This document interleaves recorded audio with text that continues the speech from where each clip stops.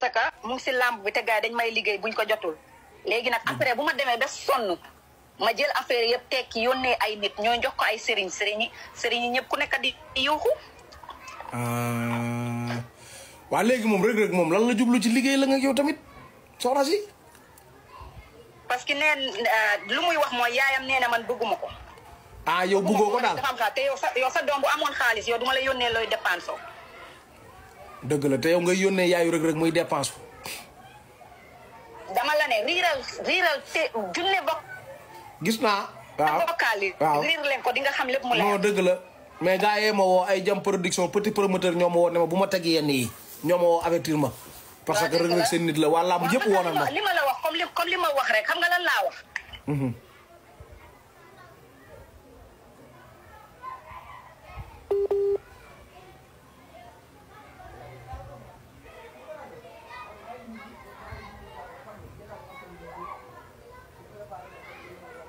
dégguñu la de.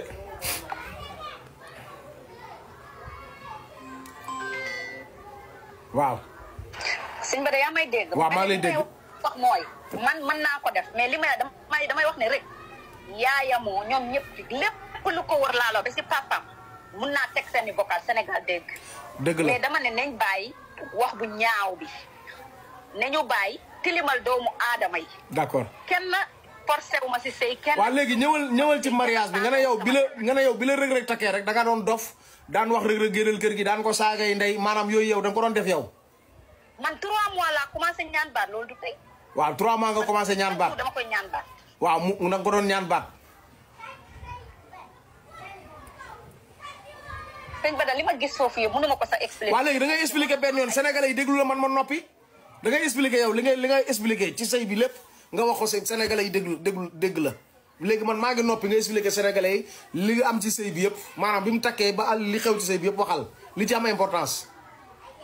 waaw li si am moom mooy li ëpp li nga xamante ne mooy liy fen ak yàq parce que tey munuñu tey ne da ngeen takk feneen jabar ñoo xam ne dañ leen di yërëm mooy benn musoo xam lu dépense di jar xamoo sol dépense di jar koo xam ne day jël carte banque am teg ko bi nga dem saa yoo fa ñëwee ak say mbokk boo fa ñëwee ak say mbokk day jël carte am jox la moom ngeen di utiliser moom ngeen di lekk naan Sénégal kenn xamalu la dara kenn xamul mais tey boo toogee ba benn temps nga ne da ngay dëpp carte gi fen fekk yow nekk koo xamante ne ku dof man dofuma man lépp li ma dafa am preuve te soo gisee tey nga woo ma yow dégg nga li ngay dégg te xam nga li ngay xam mais li may wax mooy di ko ma lu ñaaw waxuma ko. match bi commencé na bàyyi jotaay yi muy toog naam.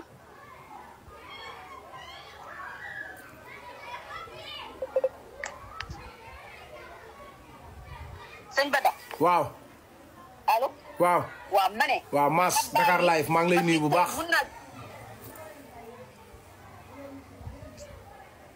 Dakar live moom xam naa su may pare muy ñëw moom Dakar live moom parce que ñoom moom lu xew ci réew mi ñoo koy njëkk a joxe ñoo diaspora 221 ak Feeling Dakar bi may liggéeyee Feeling Dakar laay liggéey bu leen fàtte loolu waxal.